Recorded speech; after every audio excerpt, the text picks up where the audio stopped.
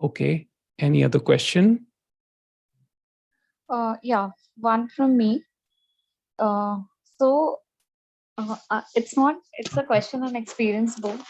So I often Okay. see myself feeling very guilty. So now I know, like, the only thing you can do is surrendering to the present. So surrendering to the now. But I often feel very guilty that maybe if I had known about this, I would have saved a lot of suffering, a lot of time waste. I would have chosen things, I would have made wiser decisions, like in past few years. And so that's what. So I feel guilty that had I known these things before. Yes, this is the sense of personal identification, which thinks that it is in charge, right? It is in control.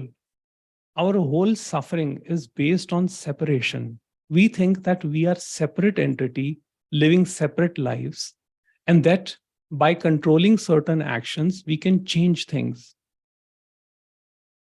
Now, once this is clear that there is no individual doer of anything, and that things happen according to conditioning, which is God's will, in that only the true surrender can come. For me, this was very clear that everything is God's will. Now, of course, when we are in those moments, when we are feeling sad, or when we are feeling a little restless, we think like this. The ego mind, the thinking mind, it starts a chain of thoughts that I should have done this, I should have done that. But the question is, where is the doer? You are simply what your conditioning has made you. You could not have acted otherwise.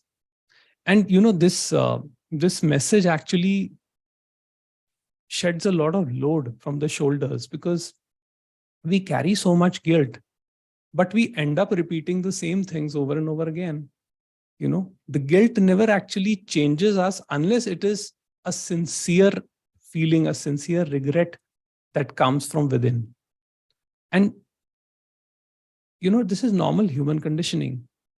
So know that, the teaching says, the message says that know that there is no individual doer. And Ramesh's favorite quote was, events happen, deeds are done, but there is no individual doer thereof. Even the Bhagavad Gita says this, there is no individual doer thereof.